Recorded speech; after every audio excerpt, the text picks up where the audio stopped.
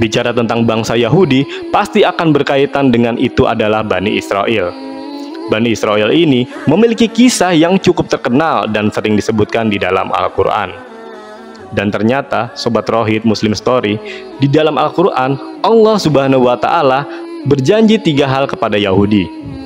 Dan 3 janji itu, 2 telah terjadi dan 1 belum terjadi. Maka apakah kira-kira janji Allah Subhanahu wa Ta'ala itu? Untuk itu di video kali ini kita akan membahas tentang 3 janji Allah kepada Yahudi.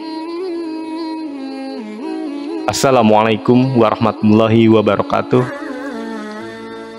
Sobat Rohid Muslim Story yang dimuliakan Allah, semoga kita selalu dalam keadaan sehat walafiat. Amin ya robbal alamin. Yahudi merupakan suku bangsa yang merangkap sebagai agama juga. Kata Yahudi diambil dari salah satu marga dari 12 leluhur suku Israel. Yang paling banyak keturunannya yaitu Yahuda atau Yehuda. Dan Yahuda ini adalah salah satu dari 12 anak dari Nabi Yakub alaihissalam. Ya, yang Nabi Yakub sendiri diperkirakan hidup sekitar abad ke-18 sebelum Masehi. Nabi Yakub ini memiliki nama yaitu Israel. Kata Israel sendiri terdiri dari 2 suku kata, Isra yang artinya hamba dan Il artinya Tuhan. Jadi artinya Israel adalah hamba Tuhan. Sebenarnya itu nama yang sangat bagus, begitu ya sobat-sobat. Tapi nggak seperti orang-orang yang melakukan pembantaian di tanah Palestina. Kemudian karena saking sayangnya Allah Subhanahu wa Ta'ala kepada mereka, ada banyak sekali nabi yang diutus kepada kaum ini, melebihi jumlahnya nabi yang diutus di tempat lain. Dan karena memang terkenal akan kesombongannya dan keras kepalanya, banyak dari nabi-nabi itu yang didustakan mereka. Bahkan ada beberapa nabi mereka bunuh dengan sangat kejam. Apakah setiap datang kepadamu seorang rasul membawa sesuatu pelajaran yang tidak sesuai dengan keinginan kalian, lalu kalian bersikap sombong? Kemudian beberapa orang di antara nabi itu kalian dustakan dan beberapa nabi yang kalian bunuh. Al-Quran Surat Al-Baqarah ayat ke-87. Mereka dikatakan membunuh Isya, Zakaria, Yahya, dan nabi lainnya, yang padahal mereka tahu itu tidak dibenarkan dan Allah Subhanahu wa Ta'ala. Allah Subhanahu wa Ta'ala juga menyebutkan bahwa orang-orang Yahudi itu telah berupaya untuk membunuh Isa, tapi tidak berhasil. Bangsa Yahudi memang terkenal sebagai bangsa yang sering meremehkan bangsa lain. Mereka selalu menganggap bahwa bangsa mereka lah yang terbaik dan paling istimewa yang ada di bumi. Kelakuan bangsa Yahudi ini ternyata bukan sekedar kebetulan. Sebab Al-Quran telah menjelaskan tindak tanduk bangsa Yahudi. Allah Subhanahu wa Ta'ala berfirman, "Dan telah kami tetapkan terhadap Bani Israel, dalam kitab itu sesungguhnya kamu Bani Israel akan membuat kerusakan di bumi ini 2 kali. Dan pasti kamu akan menyombongkan diri dengan kesombongan yang besar. Maka apabila datang saat hukuman kejahatan yang pertama dari kejahatan itu, kami datangkan kepadamu hamba-hamba kami yang mempunyai kekuatan besar. Lalu mereka mencarimu keluar masuk kampung ke seluruh negeri, dan itulah ketetapan yang pasti terlaksana." Al-Quran Surat Al-Isra ayat ke-4 sampai ke-5. Ayat itu diturunkan di Mekah jauh sebelum kaum muslimin punya kekuatan di Madinah. Dalam sejarah yang tercatat, bangsa Yahudi ini telah berkali-kali mengalami kehancuran. Sebelum datangnya Islam dahulu kala, keberadaan bangsa Yahudi ini pernah hampir punah oleh kekuatan Babilonia dan Romawi. Ketika itu Yahudi ditaklukkan oleh Babilonia yang dipimpin oleh Raja Nebukadnezar.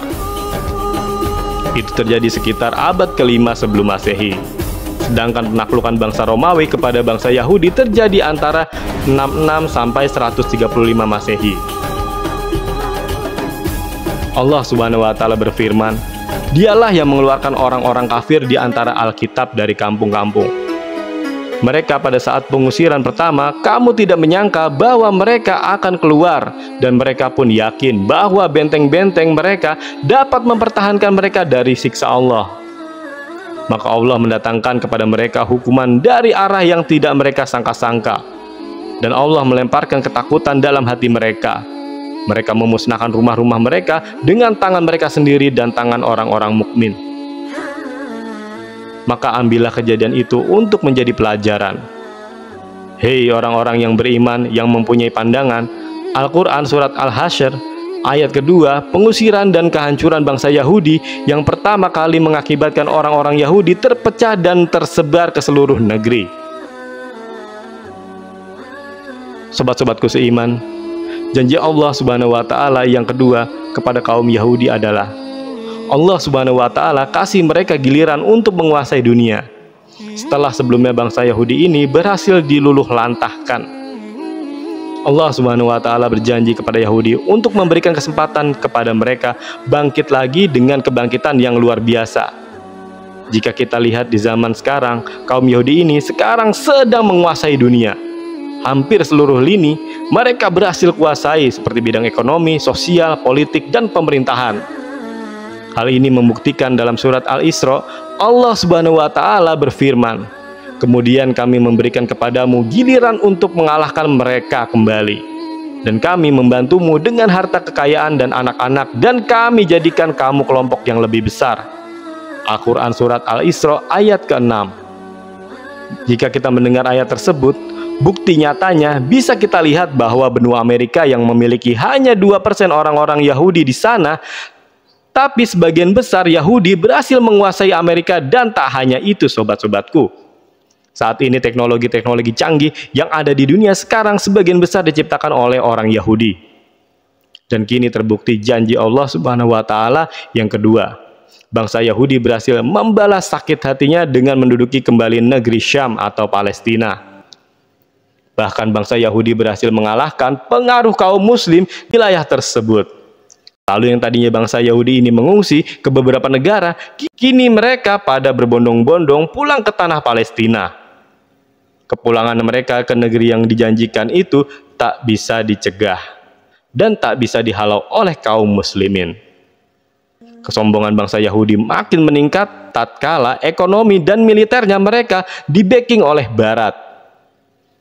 Derita umat muslim di Palestina karena dijajah oleh bangsa Yahudi membuat sedih umat Islam di seluruh penjuru dunia. Kekejian yang dilakukan oleh Yahudi Israel hanya akan mempercepat datangnya siksaan dan hukuman Allah Subhanahu wa Ta'ala. Hal ini sebagaimana yang telah dijanjikan Allah yang dijelaskan dalam Al-Quran, jika kamu berbuat baik, berarti kamu berbuat baik kepada dirimu sendiri. Jika kamu berbuat jahat, maka kejahatan itu bagi dirimu sendiri. Dan apabila datang saat hukuman bagi kejahatan yang kedua, kami datangkan orang-orang lain untuk menyiramkan muka-muka kamu, dan mereka masuk ke dalam masjid sebagai musuh-musuhmu memasukinya. Sehabis-habisnya apa saja yang mereka kuasai. Al-Quran Surat Al-Isra ayat ke-7 dari ayat itu teman-teman, Allah Subhanahu wa Ta'ala akan memastikan suatu hari nanti bangsa Yahudi akan dimusnahkan dari muka bumi. Kaum muslimin pun akan kembali menguasai Masjidil Aqsa yang sekarang sedang berusaha dihancurkan oleh Yahudi di Palestina. Dan konon menurut berita yang beredar, usaha penghancuran Masjidil Aqsa itu ada dua sebab. Sebabnya yang pertama adalah karena menurut pemahaman mereka, di bawah tanah Masjidil Aqsa ada kuil Sulaiman. Yahudi berusaha mengeluarkan kuil tersebut dari dalam tanah yang nantinya akan mengakibatkan rubuhnya Masjidil Aqsa. Sebab yang kedua, karena Yahudi memang sengaja menyulut emosi seluruh umat Islam di dunia. Di hari menjelang kiamat nanti, kaum muslimin akan merebut kembali tanah Palestina dan Masjidil Aqsa, yang ketika itu kaum muslimin di seluruh dunia akan memimpin oleh salah satu keturunan Rasulullah SAW, yaitu Imam Al-Mahdi. Dan janji yang ketiga ini masih belum terjadi dan pasti akan terjadi. Palestina dan Masjidil Aqsa akan dikuasai kaum muslimin sebagaimana di masa pemerintahan Umar bin Khattab yang dulu pernah menaklukkan bumi Palestina. Di dalam kitab Taurat sendiri, Allah Subhanahu wa Ta'ala telah memutuskan bahwa Bani Israel akan memasuki bumi yang diberkati, yaitu bumi Palestina. Bahkan di sana mereka akan mendirikan pemerintahan.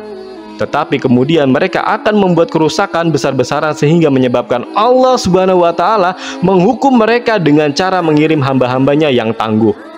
Wallahu a'lam bishawab. Tapi itulah tiga janji Allah kepada Yahudi. Semoga kisah ini bermanfaat, lebih kurangnya mohon dimaafkan. Yang benar datangnya dari Allah Subhanahu wa Ta'ala, dan hilaf ataupun keliru datangnya dari saya pribadi sebagai manusia biasa. Sampai ketemu di kisah-kisah seru yang penuh makna selanjutnya. Saya akhiri. Wassalamualaikum warahmatullahi wabarakatuh.